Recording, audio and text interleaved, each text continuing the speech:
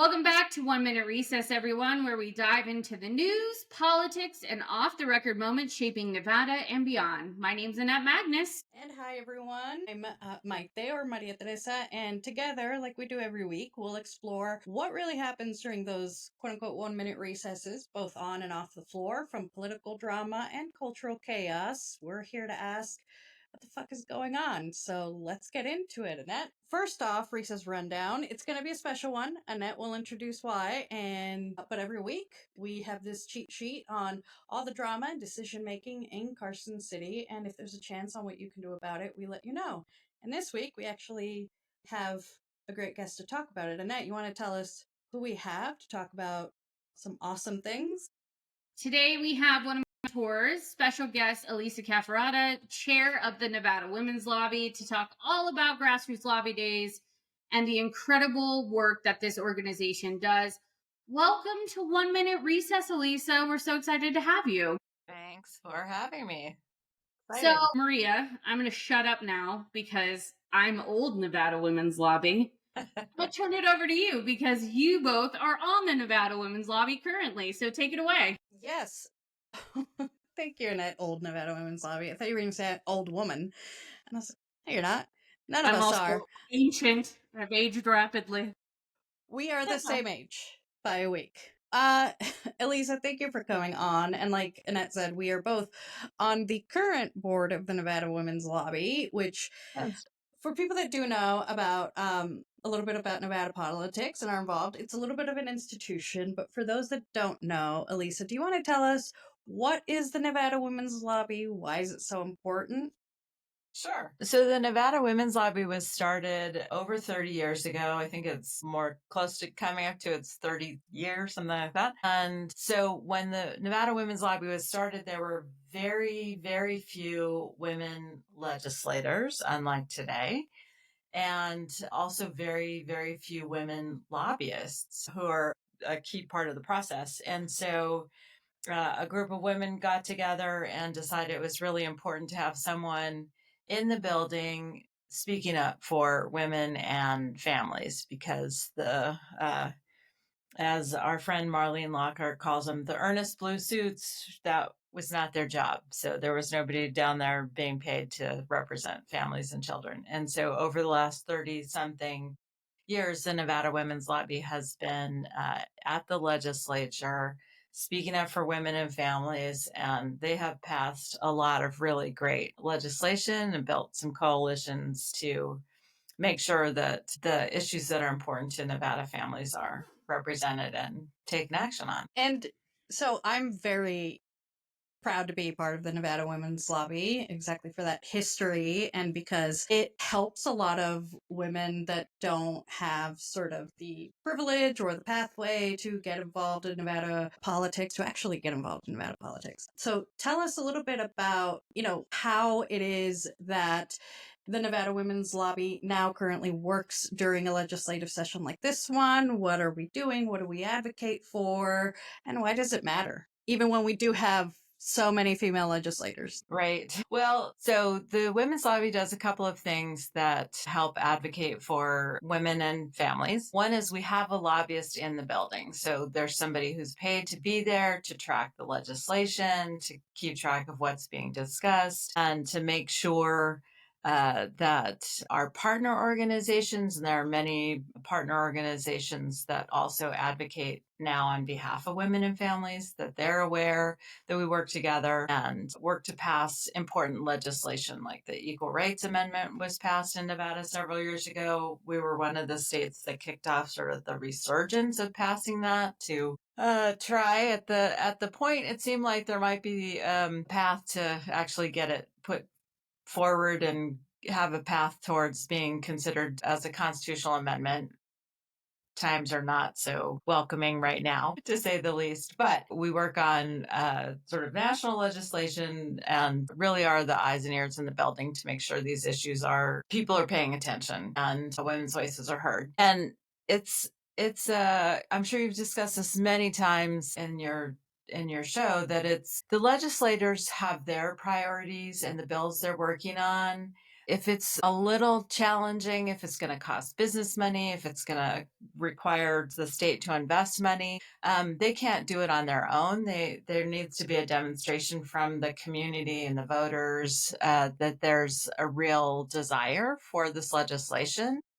I'm thinking of things like equal pay, paid leave. These are things that there's going to be opposition. So you need to marshal people in the building advocating for this policy. So that's one of the things the Women's Lobby does with a lot of other progressive organizations, or sometimes it's business organization. It just depends on what the issue is. And then the other thing which we're going to talk about today is Grassroots Lobby Days, which we've been doing from the beginning, which is bringing people actually to Carson City and into the building. We train them on how to be citizen advocates, how the legislative process works, what lobbying looks like, and then we have them go through all that sort of training and background on Sunday. And then Monday, they actually go to the building and meet with their legislators, sit in on a committee, maybe testify on a bill, sit on the floor. So a lot of different experiences that they get to put into action right away so that they really get to use those skills. And we see a lot of those folks come back year after year and go on to be lifelong advocates. So I actually was going to ask you about that, Elisa, because we actually had a conversation the other day in the building, which is what prompted me to be like, oh my gosh, we need Elisa to come on the show.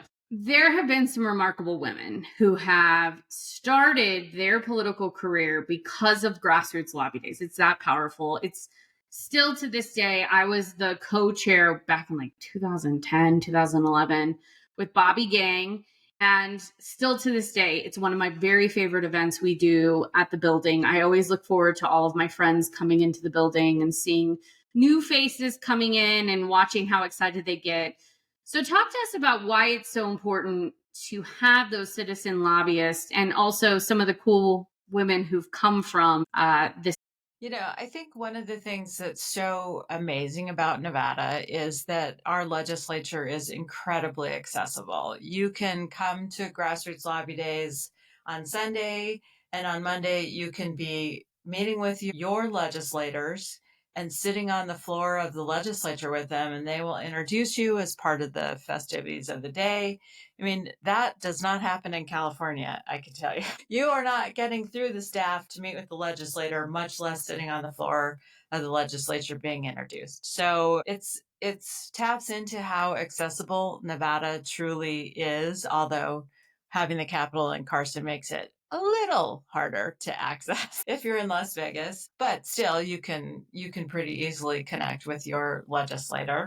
And for so many women who are now active, and the person I think of is Barbara Buckley, who is the first woman Speaker of the House. The first thing she ever came to in a political setting was Grassroots Lobby Days. And what it does for just the citizens of Nevada is it shows you, this process is a little specialized, but it's not so complicated that you can't figure it out. The people who are sitting in these seats have worked hard to get there, and they've invested a lot of time, money, blood, sweat, and tears, however they got there. But it's not an impossible path. Like, you don't have to be a bazillionaire, you don't have to be an expert, you don't have to be a lawyer. You can, as a citizen of Nevada, because we have a citizen legislature, you can get into these seats as legislators, as lobbyists. And it really isn't that far from reality if you have any interest in making the world a better place in, whatever your area of passion, education, equal pay, the environment, any of those topics, you can make a real difference. And Grassroots Lobby Days shows you in real time that is true. That's amazing. And so tell us a little bit about this upcoming Grassroots Lobby Days. Yeah, so this year Grassroots Lobby Days is April 6th and 7th. It's a Sunday and a Monday. It's almost exactly the halfway point through the 120 days of the legislature. So we'll be sort of at a deadline point where a lot of things are happening that either they move to the next step in the process or they die. So there'll be a lot of activity. Usually a typical Grassroots Lobby Days, well, this year's Lobby Days will start with, we're actually this year having a briefing from the governor's office, which we have not always had, but I think it's important to hear from the governor's office on their take on the session. I'm looking forward to it myself because we've never had that. So we will have folks talking about we'll also have a briefing on the budget, which we haven't always had, but really most folks will tell you a state budget is a demonstration of its values and the things that it thinks is important. We don't know how much money is going to be in the budget, so there's a lot of tension and back and forth about whether we're going to be able to spend more money or have to make cuts. And so it's really going to be important to the future of the state. We'll have a session on Lobbying 101. We've got some smaller breakout conversations on the topics of interest in this legislature, reproductive health care. I'm blanking on them. Pre-K, universal pre-K, childcare, and domestic violence issues. So we'll have folks sort of giving in-depth conversations about what policies are being considered and sort of what's happening with those issues right now. We'll have a panel of lobbyists, women lobbyists, talking about what it really is like to be a lobbyist in the building, and a panel of legislators talking about what it's really like to be a legislator. And then we've got some keynote speakers that we're finalizing this week. So we'll hear from some folks that are, again, they're just much more accessible in Nevada than in a lot of other places. And then on Monday, we'll be in the legislative building and folks can take a tour. They can sit in on committee hearings, sit on the floor, meet with their legislator. We'll know as we get a little closer what hearings there will be, so we don't know if folks will be able to testify or not, but we try and give them every experience you could possibly have in the building. Thank you for that. And this event is very near and dear to my heart, like you and Annette said. A lot of people get involved through this. One, I did not know Barbara Buckley, got introduced to this world through Grassroots Lobby Days. Now it all makes sense why she helps every session to make it happen and get people there and do scholarships. It's great.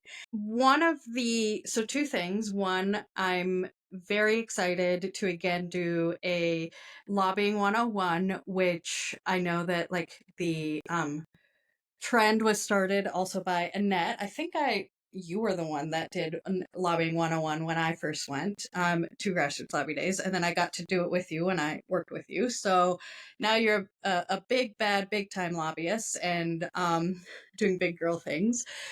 But I think that's one of the big reasons why people go to or should go to Grassroots Lobby Days, because you actually learn and put in practice less than 24 hours later what you learn on how to lobby. And Lobbying 101 is truly that. 101 you don't have to be paid to do this. You don't have to be a lawyer. You don't have to be a policy expert.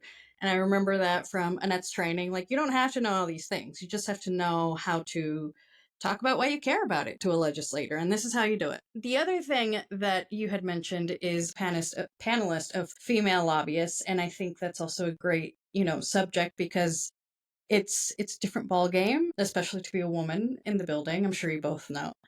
And one of the things I'm excited about is there's a great organization that is not only going to be in that panel, but also sponsoring Plan. Shout out to Plan. And we're going to get to hear from a baby lobbyist, a baby female lobbyist. So you really do get to hear from someone who is new. So it really is. I bring that up to say that it really is an event that is geared towards people that are brand new to this, may not know how they can fit in, may feel like they can't fit in because of various reasons. And this sort of demystifies all of that. And both of you, I think, have been a big part of that, of doing that for women lobbyists. And so I think it was important to bring that up, that it's a very, very special event. Yeah, I always learn something from the panels, and it is great to sort of be reminded of what it's sort of like at the beginning. It's a little nerve-wracking when you first go up there and you're first sitting in a hearing or testifying on a committee, but you realize pretty quickly that these are just normal folks who are teachers or doctors in their real lives. So, you get to see that you really could have a future in these areas, and we need a whole diverse range of people bringing their real experiences to the building. And I do remember when we first had the first women majority legislature, and we had been sort of climbing the percent of women legislators that we had. So we were having conversations about topics like pregnancy non-discrimination as an example. But when we got to the first woman majority legislature, I just remember being in some of those hearings, like the pink tax and having the diaper, whatever the shelves, what they're called, in both men and women's bathrooms as policies. And I just remember the faces of some of the men legislators, like, how do we get to the point where we're talking about the pink tax and you brought in a box of tampons, feminine hygiene products, and you put them on the table, and I am dying. So one of my very favorite things, Elisa. Love it. But it just changed, it literally changes the conversation. And what I think is so amazing is and once we broke that barrier, I thought, okay, now, there'll be tons of women majority legislatures. And I think there's two more. I think like Colorado and I don't even know, New Mexico, maybe. I think there's two more. I thought they'd be like coming in, we'd be up to half of the legislatures have a female majority. Nope. No, it's still a exceedingly rare thing. Why do you think that is, Elisa? Why do you think it's still such a rare thing? I mean, to be honest, yes, we have a female majority legislature, but we still haven't had a female governor in this state. Yeah. Yeah. Well, one of the issues is I think it's the perception of the fundraising, because from everything I've seen, women can raise as much as men, but I think they just feel like it's hard. Women candidates feel like it's harder. Campaigns have gotten crazy out of control. Like, we're spending millions of dollars in state legislative races. The amount of work, the amount of negativity, it's like, I have better things to do with my life, right? So I think women are just, maybe it's harder to commit yourself to doing that. And then what we're seeing happen to transgender legislators, like, why am I going to go into a setting where I'm going to be attacked? So Nevada was really pretty high up in terms of percentage of women legislators. So I think that made it safer and easier for women to see themselves in the legislature. And maybe that's just, there's sort of a critical mass of women to make it feel safe. I don't know. Be a great study. Yeah, it's a interesting phenomenon. I will say, I do think, though, because of people like Marlene Lockhart and so many other women, Helen Foley, and so many other women who came before us, you also see a majority, I think, now of women lobbyists too, or at least pretty equal in numbers to male lobbyists. And I think we're doing pretty good in that department too. And so when people come up for Grassroots Lobby Days, they shouldn't be afraid not to see themselves in the building, because there are many of us now in the building. Yeah. Yeah, I think that makes a big difference. Yep.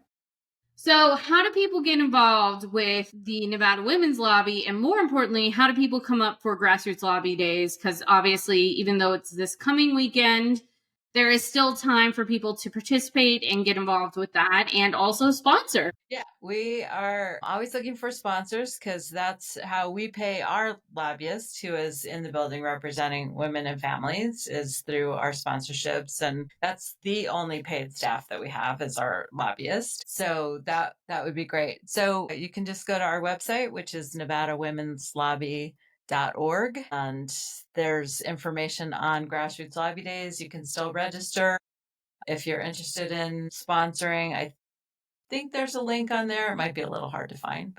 Okay. Or they can reach out to me at share@NevadaWomen'sLobby.org. So Wonderful.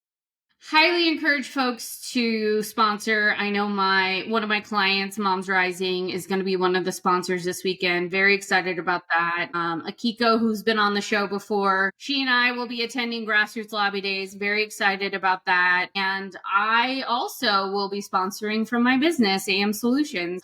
I'll be paying for that tonight through AM Solutions and sponsoring Grassroots Lobby Days. So super excited to continue to support this work, and thank you all for continuing to do it, because it is so important to get women especially, but also young people, people of color in the building and talking about these critically important issues to all Nevadans. So excited for it this weekend.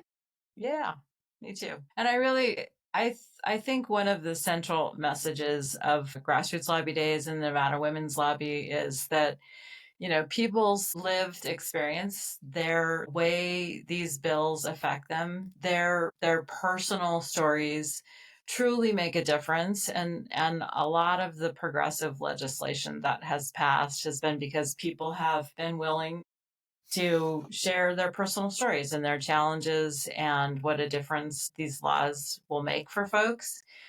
And it's important to have professional women lobbyists in the building, but at the end of the day, we don't necessarily have these laws don't necessarily have the same impact on our lives. And so And they don't want to hear from you and me when they see us coming to Lisa. I've made peace with that. They want to hear from real people, real Nevadans. I've made peace with that. We're important for the technical stuff. When I was working on 12-month dispensing of birth control, I can tell you kind of like, how's it going to work? What happens if people lose their prescription? Like all that stuff. I can tell you the technical stuff. But yeah, how does this affect the woman who is in the Army, who is being deployed to a country that does not provide women's health care, or somebody in rural Nevada? Like, those stories make all the difference. And that's how we got bipartisan support for that bill, was those women came and told their stories. And a lot of male legislators, I think, were surprised that they were voting for this bill, but they heard from enough folks and it was important enough to their constituents, so they did. Speaking of women and women's issues, we technically are still in Women's History Month. By the time this airs on Wednesday, we will be out of it, but we're still going to do a wrap up to Women's History Month. Obviously, the women's lobby is a big part of that. That's why we wanted to have you on the show tonight, is because it's so important to talk about women as a part of the political process. But you yourself come from a long line of history making women. So tell us a little bit about the awesome story of your family and the history of the women in Nevada who have done such incredible work. Yeah, so, most folks know my mom, Patty Cafferata, because we have the same last name, so we're connected, although people are surprised by how different our politics are. Wildly different politics, but active in political life. So my mom she first ran for office when I was 16, which was great for me because I got a car out of it so I could drive my brother and sister around. But she was first elected to the assembly. And the important part about that story is she won her primary election, which is the first election I ever voted in, by one vote. So when people tell me their vote doesn't count, I get a little nuts about that, because the first time I ever voted, I voted for her, which was important. And it turned out her sister, who was running her campaign, thought, oh, she's got it in the bag. She did not vote. Oh my gosh, that's So she was, so at least she won. Could you imagine if she didn't vote and she lost by one? That would have been really bad. So I don't know that story. That's crazy. yes. So that's one of my one vote stories. And then she later became a DA in several rural counties and presided over more than one tie election, which in Nevada, you resolve a tie by any game of chance. So you can throw dice, I forget what the other one, everybody always cuts cards because somehow they think they have a better chance in cutting cards than throwing dice. I'm like, it's 50-50. So People's vote is really important. But she went on to be elected the state treasurer, and she was the first woman elected to a statewide constitutional office. And then the same year she ran for and won state treasurer, they had just created a second congressional district in Nevada. And my grandmother, who had run Paul Laxalt's campaigns in Nevada and ran his district office for many, many years, he suggested that she run for the seat. He said, Barbie, and he was the only person on the planet who called her Barbie, you should run. And she did. She was elected. She was the first woman elected to a federal office in Nevada. So it's kind of an interesting. And they were both Republicans. Both Republicans, both completely pro-life, very conservative. But, you know. And then you came along. And then I came along. Yeah. And I used to say, my mom always taught me to stand up for what I believe in. She just wishes I didn't believe in what my dad believed in. Your dad was liberal. He was a doctor. He was pragmatic. So, yeah. So it's interesting family. And tell people a little bit about you. You've done some cool stuff too. I used to say I'm a consummate generalist. I've done all kinds of interesting jobs, worked for regional planning in Reno, worked on a flood project, but most of my real political work was as the lobbyist for Planned Parenthood statewide in Nevada, which I did for 10 plus years, which was a great gig. We got a lot of great stuff accomplished. Still haven't gotten sex ed done, but what can we say? Oh, Lisa, many people don't know that's how you and I bonded and came together. And Elisa and I will forever be bonded by the 13-hour sex ed hearing. Yes. Still probably the longest in the history of the legislature. Has to be. Yeah. Yeah. When you decide you're going to let every single person who shows up speak and your opposition can empty out a church and get people there. Meanwhile, our people have like 2 and 3 jobs trying to take care of kids, like, real stuff going on. Yeah, a little different. Yeah. I'll never forget that hearing as long as I live. Oh, God. Okay, so speaking of Women's History Month, who are some of your sheroes in both Nevada history and U.S. history? Ooh, heroes, Nevada history, U.S. history.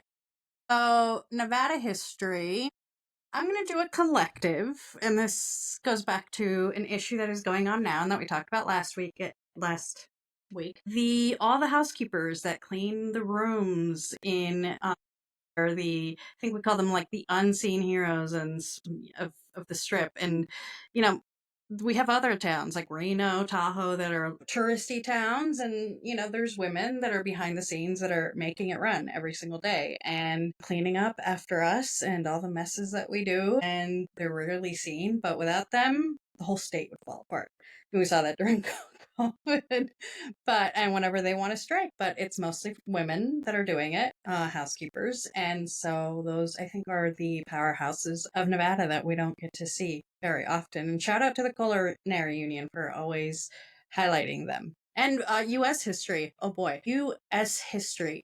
So I work in abortion in the international landscape and national, and we talked about, the intersection of reproductive justice and in a webinar, and someone mentioned Myra Rivera, who is a very unknown but important part of the LGBTQ fight. And she was someone, kind of like the Rosa Parks before she went, got big because of what she did, but just a behind the scenes organizer, someone that had a lot of national impact, and just pushed people up to be the people that are at the forefront, but she would make sure that events happened, and she would make sure that people were in the right place at the right time, and those are those unseen women that made a huge impact.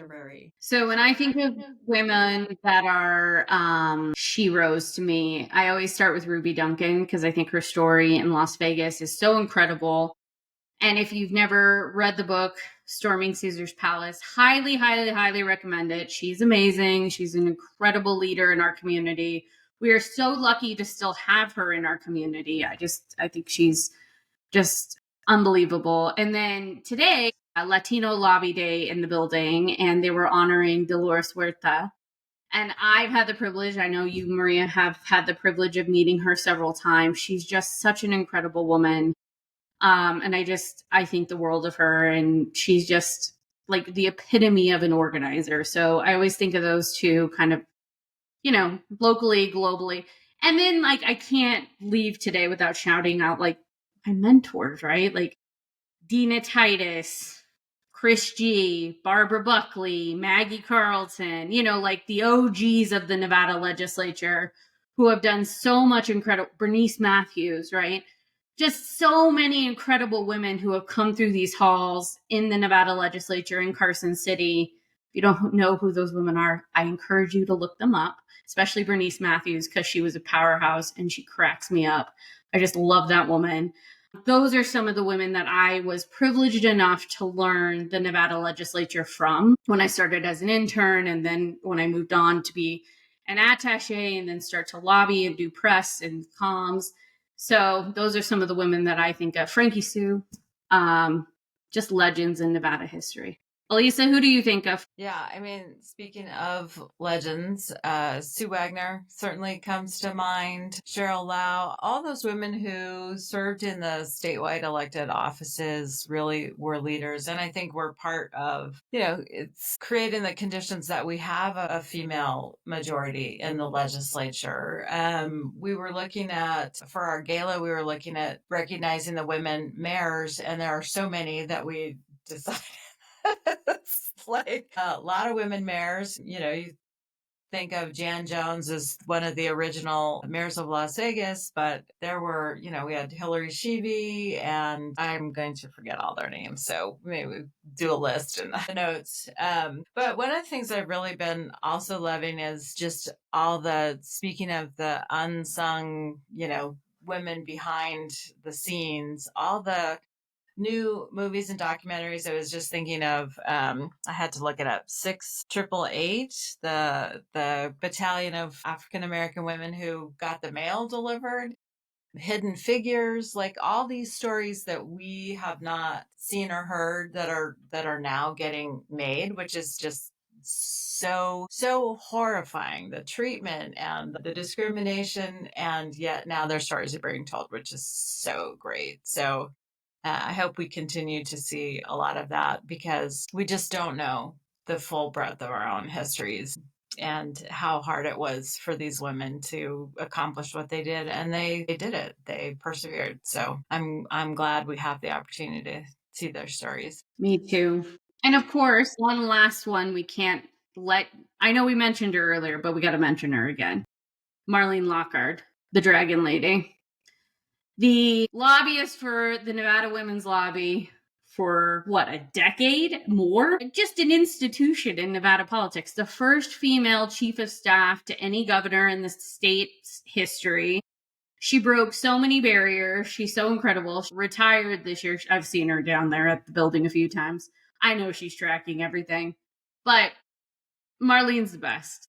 I just have to say that. I love her to death. She's like another mother to me. And one thing I wanted to mention, now that you mentioned like all these firsts, and Elisa, you had mentioned the treatment of women that pioneered things, whether, it was behind the scenes or like very public. Like there's, I think, a common thread, and it kind of is a full circle moment for me of talking about, why is it such a big deal when we have a first female legislature, and why it still doesn't happen in many other places. I think there is also like a big stigma, especially in politics for women and in leadership generally, because women, I can, like, some of the things that you would see in those movies or that we have personally seen and some of our mentors have to go through, sometimes us too, is the women are called crazy, mean, and all these terrible things by everyone, men, women, everyone, just because the thought of a woman standing up for herself, of being direct, of being assertive, is still such a strange concept for people. And I think that's something that,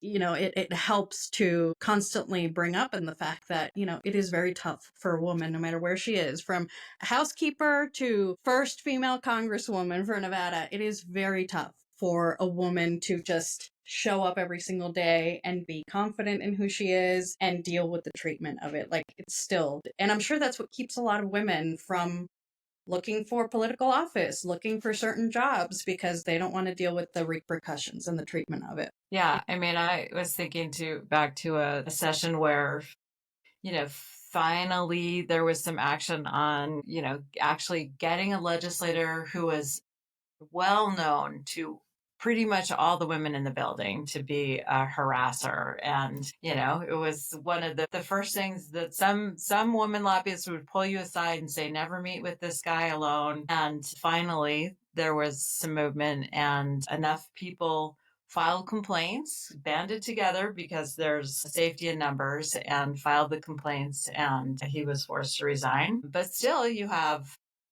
certain colleges hiring also known harassers as government affairs people. Like, what is happening? We have to keep fighting this fight over and over again. Luckily, there's enough women and they take these issues seriously. And so I think definitely there's been a change in the building. But yeah, you're still dealing with a lot of the same issues. There's still men that come over and tap you on the head and treat you like you're an idiot.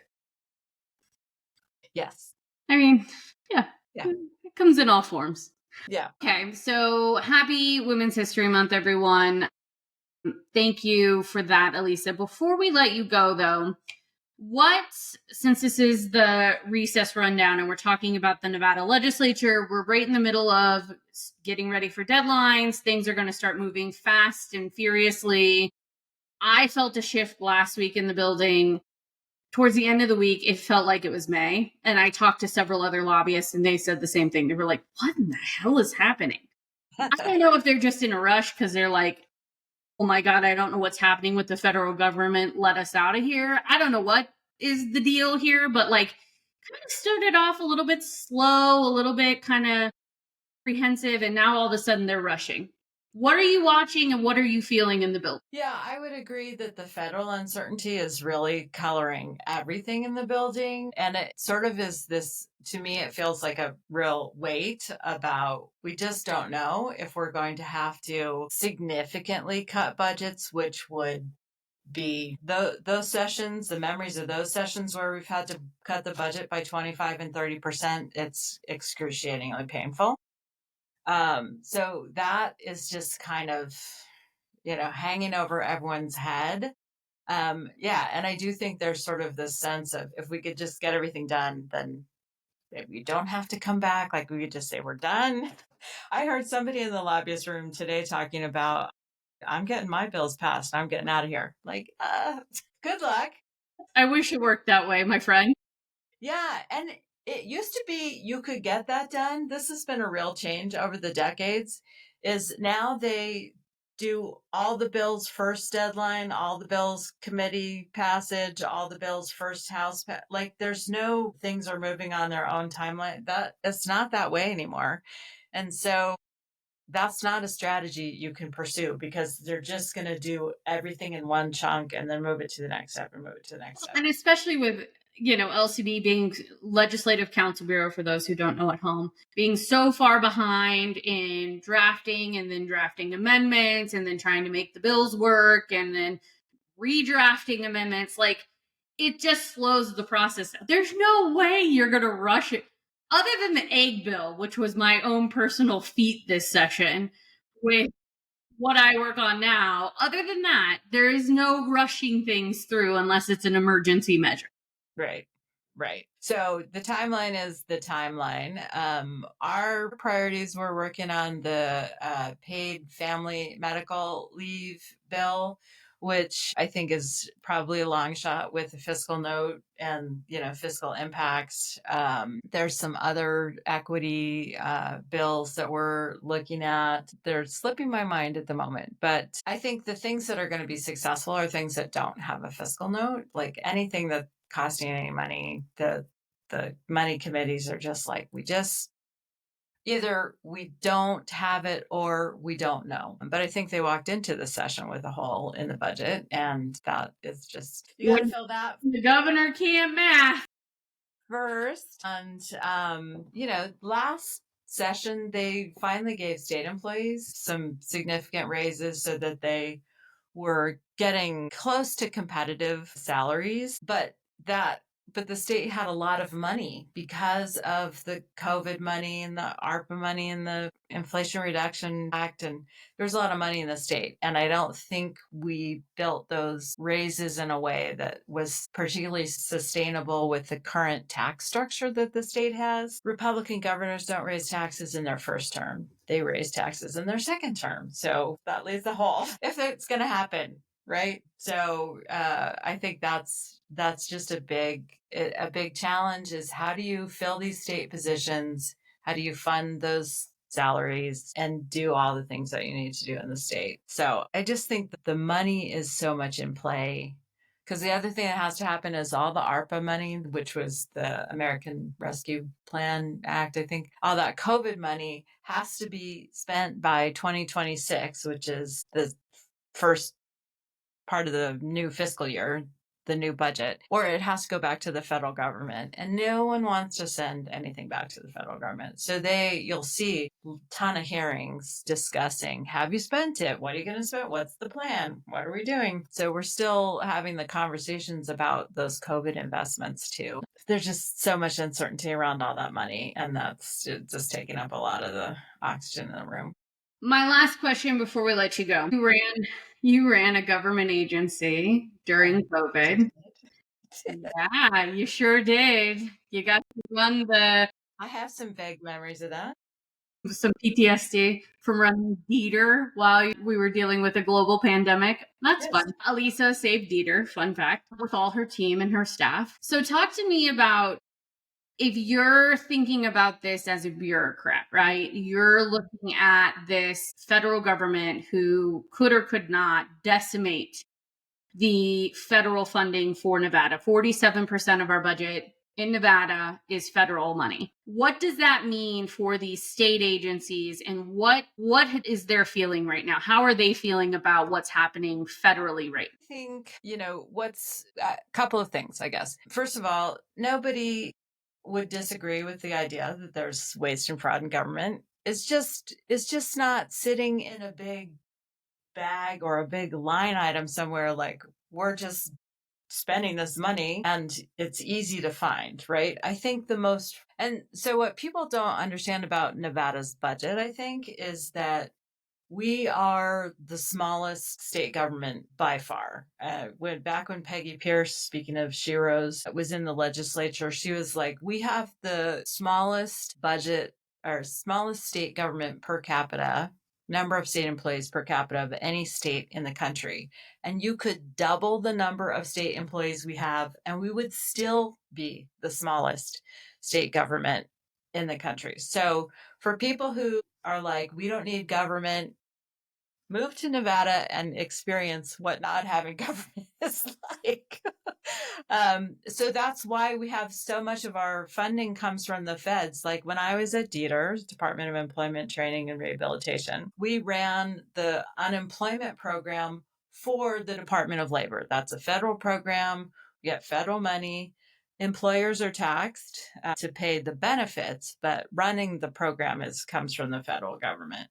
So and the state doesn't have its own program of unemployment per se. So that's the kind of program that state agencies have, is you're administering these federal programs that every state has. And so I think the biggest challenge is those federal employees that are being cut. They're funding like Nevada's unemployment program. And so they're making sure that we were following the federal guidelines and the rules and doing all the things. And they were monitoring. So we had basically a performance agreement with the federal government. We would process claims within 30 days, or we would pay out benefits within 6 weeks, whatever the performance measurements were. We had to have that partnership with the federal government. We had to meet our performance targets on every program that we had. So those people that are being fired are the people who are tracking that. They're tracking the people that are tracking that the states are meeting their goals that's who you're firing if you're firing people at the federal agency, which is the Department of Labor. So you have all this money that's going to the states, but now you're truly not tracking whether it's being effective. How is that addressing waste and fraud? You're getting rid of the people who are seeing if there is waste and fraud. And there's no guidance to the states on what they're supposed to be doing, how they're supposed to be managing these programs. So there is a thoughtful way to have a better partnership with the states. I think, every state is so different. It would be nice to have some latitude. And one of the things during the pandemic with unemployment was we got some waivers from some of the rules. Like you have to have state employees, not contractors, evaluating benefits, whether people are qualified or not. But when you have 2 million applications for unemployment, you kind of need more people to look at that. So we got a waiver. We could temporarily have contractors. And then that waiver went away and we were back to having to hire employees. We didn't have money. It was a big mess. So if there were more flexibility for states to design these programs the way they wanted, that would be ideal. And I think you would get more effectiveness out of these federal dollars. But just getting rid of the employees that are tracking whether you're doing what you're supposed to be doing and not providing any guidance to the states about how to manage these programs is sort of unconscionable. Great stewardship of our tax dollars and not good government. I always like to say Nevada operates on a shoestring budget, and we basically balance the budget with couch pennies. Yes. So we're already, when people are like, oh, there's so much bloat, there's so much, excess in our, like, friends, that is not the state of Nevada. We don't want to raise revenue.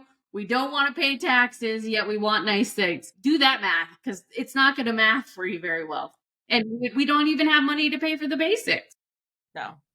I mean, you look at a lot of discussion on Medicaid, which is healthcare for people very low income. And you can cover more people, which Nevada, to Governor Sandoval's credit, did when there was an expansion available with the federal government.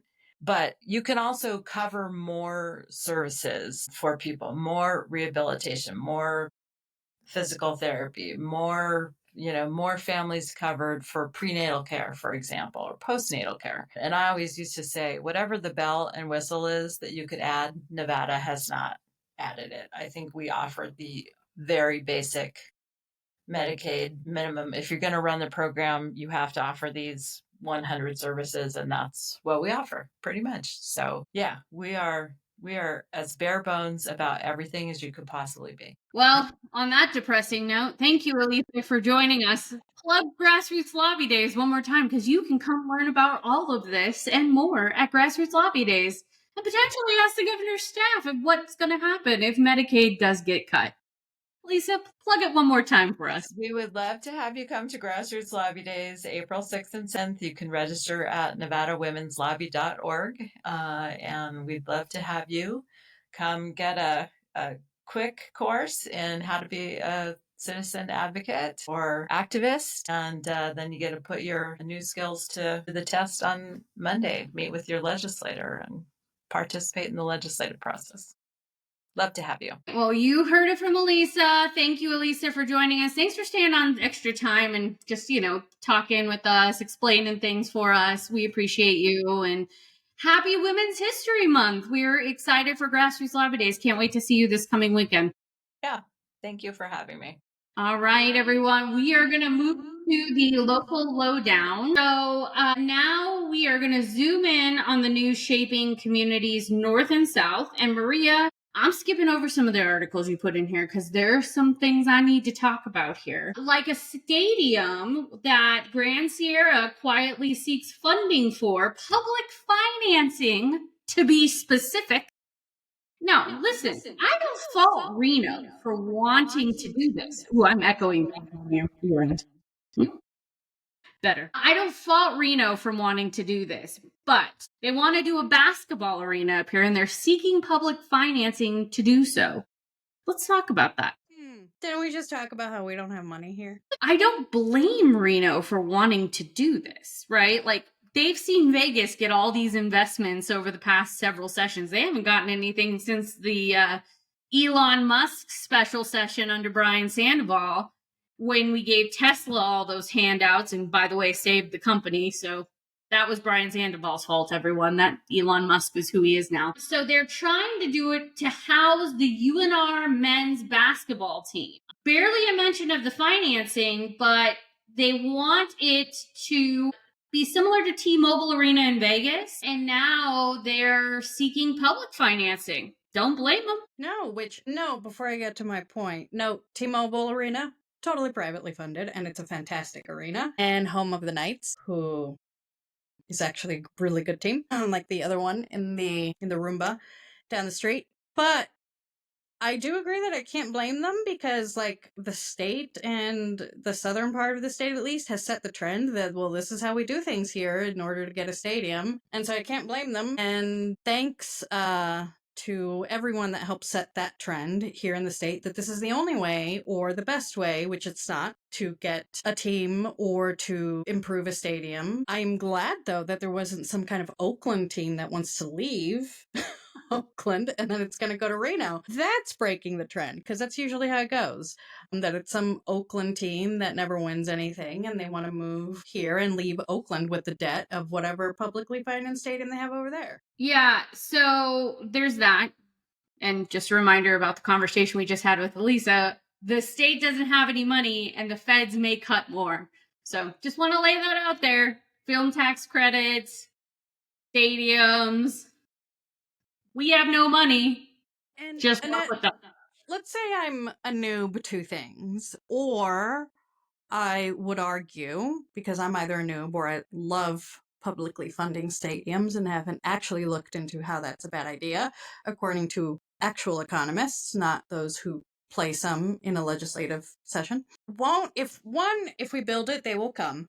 Two, if we build it, we're going to get money, right? Like, that brings in revenue into this state. So you're saying we don't have money, but if we do build these stadiums, they will actually bring in revenue, won't they? And that'll solve that problem. Well, it depends on how the thing is set up. So Allegiant was set up very differently than the A's stadium. And we argued that Allegiant may not make money, because what if there was a global catastrophe and the room tax couldn't pay for it? And then the whole strip actually did shut down and the county had to foot the bill for years. Anyways, what do I know? So then we turn around and we have an even worse stadium in the A's stadium last session, where we have that tax zone. They got to build it. Otherwise, the Clark County taxpayers are on the hook if the tax zone doesn't make the money, which it's not going to, because I don't think it's ever going to be built. And we're missing out on all this state revenue because the state's not collecting the tax money, because the tax money is going to pay for the bonds. It's a whole Ponzi scheme. It's fine. Stadiums, historically, and Allegiant's an outlier, because I do think we did need a bigger stadium in Las Vegas. I will give them that piece. But historically, when you look at every publicly financed stadium out there, they are shady with the books. They don't let the public see the books. And a lot of times, most times, the math doesn't math. And so, yes, while Allegiant is doing well, these other publicly financed stadiums around the country are not. And I'm sorry, Reno, I didn't support the ones in Las Vegas. I'm not going to support the ones in Reno either. This is just a personal opinion of mine. I think it's a bad economic scheme. And we end up spending more money for jobs that are not. Yes, we should build it with union labor. Of course, our union brothers and sisters should always get that. But past that, usually the labor that actually operates those things are not union labor. And so we really need to start thinking long term about, like, what are going to be good investments in our jobs and good investments in our economy, and build the economy. If only we could, like, fund things like education, like companies that need certain skilled workforces could, and it doesn't just mean higher education, but like K through 12, just the basics, so that, people can math, people can read, and other companies will say, hey, I really want to go to Nevada and actually build a workforce there. One of the other, kind of issues, I think, also is that a lot of people say, like, they'll point to things, 2-3 years down the line. But stadiums get old, players get old. Oakland teams have a trend of getting tired of the city that they're in. And so then, like, millions and millions and millions and millions of dollars don't get paid in 2 to 3 years, especially in a state like Nevada. They get paid in, 20, 30 years? And I remember when we first worked on this whole issue of stadiums, there's cities like St. Louis, Miami, which is the one with the books issues, that are still paying for stadiums. And St. Louis doesn't have a football team anymore. They went somewhere else. But they're still stuck with the people now are paying for that stadium. Okay, next thing we're going to talk about, and yes, this is a little mix of like the national stuff, but we're going to talk about how some of this is impacting local communities right now. So how this is all in the Nevada Independent. So if you want to find it, Nevada Independent has all this. We'll put it in the chat. But the headline from the Nevada Independent is how Nevada programs are faring in the wake of Trump admin's cuts and cancellations. I can tell you firsthand how they're faring. Nonprofit that I work for, Asian Community Development Council, had to put out a statement this week. $300,000, that's immigration services, grant to naturalize people, to take them through the education process, teach them the naturalization process. All the stuff that the Trump administration says people should do is like, go through the process. This grant would have helped over 200 people go through that process and get education. Literally last Thursday, just cut the program. Overnight, you're done. You're not getting the money. Stop all services right now. If people are in the program, stop all services now. That is what is happening across the state to Nevada organizations. So let's just take a little look-see at some of them. So the Department of Government, so this is obviously the Doge nonsense. It's including 50 state health employees who were let go last week, cuts to 2 programs that have left Nevada food banks facing 10% budget holes. Now, that doesn't sound like a lot to people, but if you're running a nonprofit, a 10% budget hole is gigantic, and you are going to lose staff and you are going to lose services. It is a gigantic hole in these budgets. And I think this is the most, they're all egregious, but I think this one in particular is egregious. The Walker River Paiute tribe is in limbo after a $20 million grant for multiple projects, which has been promised to them, including much needed upgrades to the reservation's water infrastructure, is now suspended. I'm sorry, but that is disgusting. Like, these are people who need the water infrastructure. These are desperately needed programs in our communities across the state, north to south. And they're just decimating one after another after another. This is not government waste. This is what government should be doing. Yeah, government waste is Doge. Government waste is flying Elon Musk on Air Force One. Government waste is having a terrible Department of Defense secretary that adds people to signal chats that shouldn't be there. Like, and that also sounds like to me, with the first example you gave of AC/DC, sounds like they just hate immigrants, and they don't even want them to become citizens. They just want to deport all of them. That's what it really sounds like. And it's not all this government waste and everything is just a talking point to actually just get rid of everything they hate, which is helping poor people, helping immigrants, helping, Native American tribes that we have ignored for so long. And just all those people that are regretting their vote now. You helped do this, and simply regretting your vote is not enough, because now we're barely starting to see the effects on this, and they're coming for you. Also, they knew what they were voting for. What are you regretting? They literally told you in Project 2025 what they were going to. This was all in there. We told you this was going to happen. What do you regret? You regret being an asshole?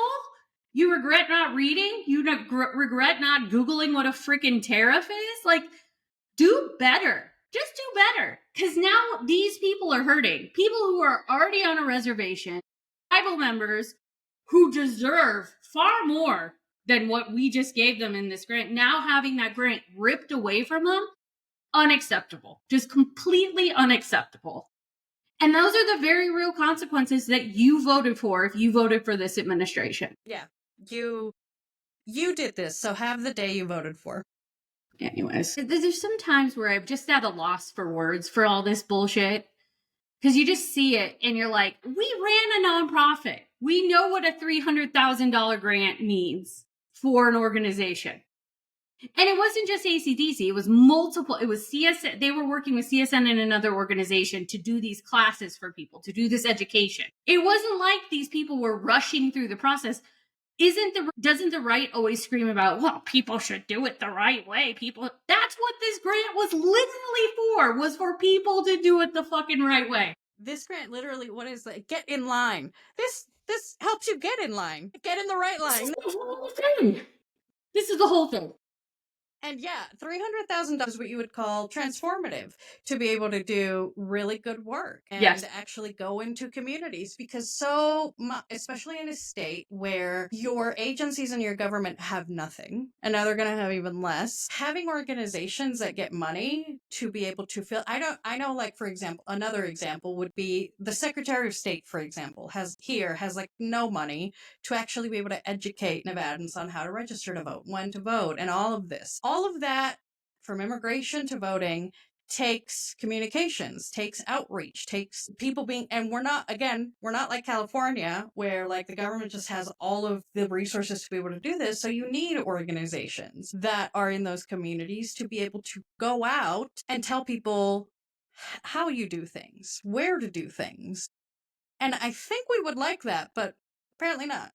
What's so crazy, and so again, this is on the Nevada Independent. Don't want to take credit for their good work. This is on their, we'll put all the links in the chat, but this is on their page. Maria, I emailed it to you. In their Behind the Bar, which is kind of like their legislative wrap up, they literally did a poll that says Nevada voters oppose Medicaid cuts and the Department of Education elimination, which we now know AG Ford is suing Donald Trump over, one of many AGs to sue him. So the majority of Nevadans oppose cutting Medicaid and oppose getting rid of the Department of Education. But let me remind you folks that Donald Trump won the state of Nevada. Make that make sense, friends. The majority of Nevadans voted for Donald Trump, and the majority of Nevadans oppose him doing these cuts. Make that make sense. Make your vote make sense, friends. No, but seriously. And another group that is losing money that I read today, Planned Parenthood. Yeah. That's something that Nevadans have, or desperately need. Yeah, and abortion is something that Nevadans, as we have worked on this in our previous organization, and you work for Planned Parenthood, like, it's something that Nevada hearts abortion. Like, we're for it. We vote for it over and over and over again. But yet, we're going to lose it. And guess who that affects more than anyone? Not only Brino, who has like -1 provider, but the rural communities. Yes. Rural communities. Yes. Like, all of these programs nothing. Disproportionately impact rural Nevada. And guess what? Rural Nevada disproportionately voted for Donald Trump. You voted for an administration that is literally going to take things away from you. Good luck with that. Yeah, and let's remember... These are the very real consequences. And let's remember, Planned Parenthood, not only is it for abortion, but it's for other general health care needs. Like, yes. You can go if you're a man and you need this, that, and the other checked. And it was accessible and it was free for many people. And this is stuff that rural communities would need. And so rural people would drive all the way to the nearest Planned Parenthood. But now, let's see what's going to happen with millions in cuts. All right, so that's the local lowdown. Things are being cut across Nevada, and that is why the legislature is freaking out, because there's no money. And if they keep cutting these nonprofits who actually provide a lot of the services in your communities, we're in deep trouble, friends. And it's just going to keep getting worse. So get ready. Okay. This is like a transition, but we'll save this. We'll go into WTF is going on, but this is going to be the first one because we can't have this episode and not talk about it. And I need to just get your full reaction when it happens. So take us into the next section so I can lay it on you. No, you ready for it? No. I've been waiting for this all weekend. Boy, Annette, what the fuck is going on? Literally, what the fuck is going on? We're unpacking the headlines in Nevada and beyond. Donald Trump appointed Sigal Chattah to replace our dear friend, Speaker Jason Frierson. Go, Maria. Go. Y'all, Go. Let it wash over you. Just go. The horror. Y'all, just Google her and tell me she's a good replacement. Or a good anything. If you don't know who she is. Horrible human being. She is absolutely horrendous. Also, she speaks horribly. I mean, she's an actual mean person, now that I think about it. Like, she's actually just fucking mean. Like, you can hear it in the way she talks, in the way she thinks about people that are different than her. This is a woman who literally said that while she was running against our current Attorney General, Aaron Ford, that he should be lynched on a crane, friends. Like, I'm not making this up. Google it. It's a real thing that came out of her racist, vile ass mouth. And this person is now the U.S. Attorney for Nevada. We should be ashamed. We should be embarrassed. And Google who she replaced. Jason Frierson, former Speaker of the Assembly. Fabulous human being. Wonderful man. Has so many accomplishments. Knew the Trump administration was coming in. Was like, I'm out. Don't blame him. And this vile, atrocious human being, Sigal Chattah, is who the Trump administration replaced him with. But this is the best part of the whole thing. So I'm sitting on the couch at the legislature on Friday, and the news comes in, and all of our phones start ding, ding, ding, ding, ding. And the news just, you could see everybody just like, oh God, oh God, oh God. And I'm sitting on the couch with two of our Republican friends, former Republican lawmaker and former Republican operative, that you and I used to go toe-to-toe with them all the time. And I look at them and I go, this person is who you wanted? This vile, atrocious, racist human being is who you wanted? And literally the person was like, no. That's not who we wanted. The governor didn't want her. None of the congressional members wanted her. And I'm like, but that's who you elected president. And he loves vile, racist people. So that's who the president picked. And also, he doesn't respect Donald Trump, does not respect Joe Lombardo enough. So remember this when you go vote, friends, because Donald Trump is just using Joe Lombardo. Does not respect Joe Lombardo to respect his wishes as the governor of the state of Nevada to not want Sigal Chattah in that position. Just let that all wash over you, Maria. Go ahead. Republican friends, y'all are acting like this is some kind of republic or democracy. No, friends, not in Trump's America. It's not. He doesn't give a shit about you, your opinion, or Lombardo's. He's going to do whatever the fuck he wants. And that is having this crazy person who, by the way, you want to know where people get lynched from cranes? Iran. Fucking Iran. So this bitch, by the way, who would probably say terrible things about Persians, Iranians in the Middle East, and Trump, why do y'all support someone who wants to handle things the Iranian way by lynching people from a crane? They love dictators. Yeah, and they love vile, racist shit. Yeah. Maria, when I saw this come across, every Republican in that building, I swear to God, I just kept going up to be like, so you happy? You happy with this choice? Your boy Donald Trump made this. You happy with this choice? And that was my whole Friday afternoon, because my whole mission in life now is to point out the insanity of these decisions. Because it's going to have real impacts on people's lives. Again, yeah. And to all of those Republicans, it's not enough to just talk about it behind closed doors or to regret something. Do something about it. Form your own party. Do something about it. Be more vocal. Be public about it. Tell one of them, I was like, get down to the press room and put out a statement like you oppose this, because your party, I mean, the Dems are a mess. Like, let's just be honest, the Dems are a mess, and we're going to get to that in my headache in a minute. The Republicans are just as much of a mess. Your party has been taken over by literal insane people who are dangerous. This woman is dangerous. The shit she says about trans people and people of color and LGBTQI plus people, like, it is fucking vile and dangerous. That is who you have as your U.S. attorney from Nevada now. Good job, everyone. Yep, that's exactly who we have. I've been saving that one for you since Friday. I was just waiting for you to come back from your trip just to rage on this one because I've been so fucking pissed about it all week. Stupid asshole. Anyways, all right. That's enough on that asshole. Let's go to the next one. Tariffs, apparently, he doesn't give a shit. He doesn't give a shit if we have to pay more because tariffs are taxes. Doesn't give a shit. Did you see Canada put up a billboard in Vegas, though, that said tariffs or taxes on you? Yeah. Good job, Canada. Good job. Always. Canada. So, a bunch of countries around the globe are now putting out statements saying that do not travel advisories for the United States, saying we're a hostile state. Listen, I agree. I don't want to be here either. So if you'd like to take some of us away while this all sorts itself out, it is a hostile environment. Yeah, we truly are. We live here and we agree with you. I see this shit pop up in the morning. I was like, I had to turn off my phone. This is too much. I'd rather go deal with the legislature. Not saying something. Wall Street's over Trump's tariffs. I really don't care about Wall Street. They put him here. Stocks are off to their worst start in a worst start of the year since 2020. Pandemic year. Great job, everyone. Great job. And then, yeah, Trump's saying he's considering a third term.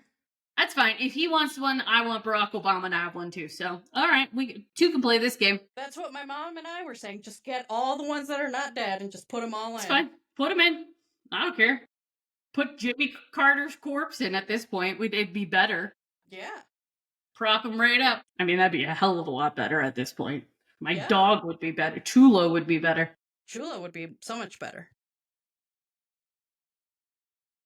Let's not talk politics for a minute. Let's talk about Yolanda for a minute. It's a great day. Let's change the vibe as we're wrapping up here. Yolanda was denied parole. Tell people about Yolanda, Maria.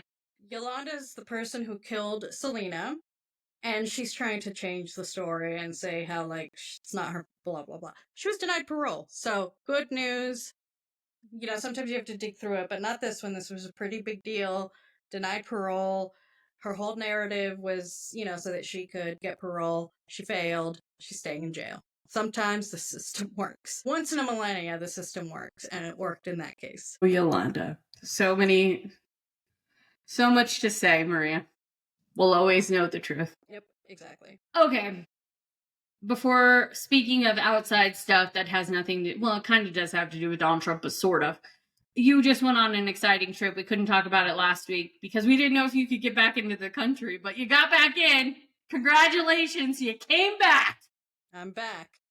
I don't know why you came, but you came back, and I was fully prepared to get you back in. So, how was your trip? Where'd you go? What'd you do? What'd you see? It was great. I went to Bogota, Colombia for a work conference. And I love Bogota. It's my second time there. It's a great, or not third time. It's a fantastic city. It's a fantastic country. Eggs are actually cheaper there. And so many things are cheaper there. And it is a scary thing to come back to the U.S., you know, even if you're a U.S. citizen, like, there's just people that are more afraid than before because you don't know what they're going to ask you. Are they going to search your phone? Which, by the way, yes, they can search your phone. And when they search the phone, they search your phone. Like, they look through pictures, they look through text messages, everything. And so it was that's part of the fear that always happens for anyone traveling back. And I've been lucky so far that there was no issue. Although there was an issue in my layover with some asshole saying that Latinos should just go ahead and die because we were having a layover in Panama, which White man, I'm assuming. Very white, lily white, and he was in Panama. He was in Latin America. He's in South America saying the shit to Latinos. Yeah, and the whole point why he said that is because he wanted to It's funny that they say get in line because he was He wanted to cut the line. He wanted to cut me and other people who were also in group 1, by the way. Yeah, brown people get to have group 1. And he was angry that, quote unquote, some Spanish guy behind him got to go up in the line that he wasn't go first. But guess what? That quote unquote Spanish guy was disabled. He didn't have a wheelchair, he didn't have a cane, but he was older and needed more time to walk down the runway, which is something we also do in the US, by the way. We've really emboldened these fucking idiots. And I he swear. literally tried to cut the line, and here I am, not letting him do it. And when he tries to talk back to me, I say, "Excuse me," in very clear English, and he gets mad at that and says that we should all just die. And so I tell him, "Hey, why don't you just not go to Latin America if you hate us so much?" And I think that's a reasonable response. No. Then he continued yelling at me. And I'm like, We've really emboldened these assholes. it's true. And by we, I mean the voters of this country have really emboldened the racists in this country. And I fear there's no putting the genie back in this bottle. And I fear that eventually, one day, one of us is going to end up in a fight. Like a real one. Yeah, it's getting close. Or Nick's going to pummel someone. I mean, Nick or at my this mom point, or Chulo's gonna bite someone. listen, at this point, might be time to self-deport, Maria. Might be time to go home. Go back with the ancestors. Take me to the homelands. Can't be here anymore. I already escaped the Nazis once. I don't want to have to do it again. Okay, well, I'm glad you had a safe trip, and I was fully prepared to come and get you out of any detention centers needed if you wanted me to. Fun. It's sad that we even have to prepare like that, but here we are in this reality. Or nightmares, either way. And all travelers should. Even if you're a U.S. citizen, you need to prepare for that. Like, it's the coming 100%. back. Because they can look through your phone, even if you're a U.S. citizen. They are doing that to certain people. Like, and it's not to everybody. They just pick and choose. Pick and choose. I hope they pick me one day. Because I'll just be like this. Yeah, I sure did. Sure did say that about Donald Trump. I sure did say that about Elon Musk. Yeah, fuck them both. Send me home now. I want to go home. Take me away. I meant every fucking thing I said about those racist vile pricks. Anyways, alright. Hot takes and headaches. Well, you start. That was basically mine. Oh, okay. You shouldn't. My hot take is don't go to Latin America if you hate Latin Americans and hate people speaking Spanish and all of that. Don't go. Our country, if you're gonna act like an asshole, don't embarrass us. We're already embarrassed enough. Don't embarrass us. Don't. Panama. If you don't. Panama is a fabulous country. The airport is fabulous, and that fucker just ruined it. And it just no. By the way, the luggage in Latin America this time around took less time than the luggage in Las Vegas. And so while they were spying on all your shit in Las Vegas. Taking an hour for the baggage to come out, the guy looked angry, and I was like, look at what country sucks when it comes to taking out baggage. An embarrassment. Yeah, well, they were in Vegas. They were busy spying on all your shit. Donald Trump's got to make sure you're not bringing back anything fun. Anyways, all right. Well, I have a lot of hot takes this week. Seagal was one of them. That really chapped my ass. Donald Trump's always one of them. He chaps my ass on a regular basis. Elon Musk does. This Signal chat really chapped my ass because, like, what about our emails? Bullshit. Come on. Can we not see the hypocrisy in all this? With the fist flag fire emoji as we're bombing another country. Are you fucking kidding me? But I think the one that takes the cake for me was a tweet that happened today that I sent to you and Nick in our group chat with Kid Rock in the fucking White House. In a suit, by the way. Not in a suit like Zelensky. Not in a suit. He was in an atrocious American flag outfit a la Idiocracy. If you haven't seen the movie, go see that movie. We are currently living in Idiocracy, motherfuckers. That screenshot from the White House with Kid Rock standing next to Donald Trump. We are in Idiocracy. Next thing you know, we're going to be drinking Brando. That's up next. That's ridiculous. But no, Zelensky has to wear a suit, though. Not Kid Rock. Yeah, a war-torn president has to wear a suit, but Kid Rock can come in looking like a tattered American flag doused in meth. Fucking ridiculous. But To be expected. Yeah. Idiocracy. Idiocracy. So that's my hot take, everyone. We are currently we are fully immersed in Idiocracy at this point. If you haven't seen the movie, I mean, we're kind of watching it in real time, but I would encourage you to go and watch it because it's like President Camacho at this point. Exactly the same. Yeah. All right, before we do our final bell, let's make the last pitch for Grassroots Lobby Days because we need everybody to come to Carson and visit me in splendid Carson City this weekend. Go ahead. Yes. Go to Grassroots Lobby Days, or you can register to go to Grassroots Lobby Days by going to the link that we're going to post in the comments. But you can also go to the website, NevadaWomen'sLobby.org, and you can sign up and also get a scholarship if you cannot afford it.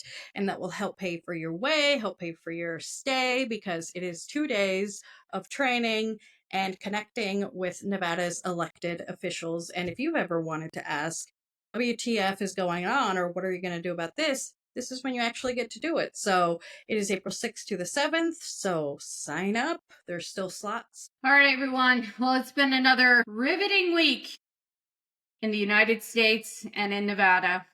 Next week, it's going to be actually interesting because we're going to be right in the thick of deadlines.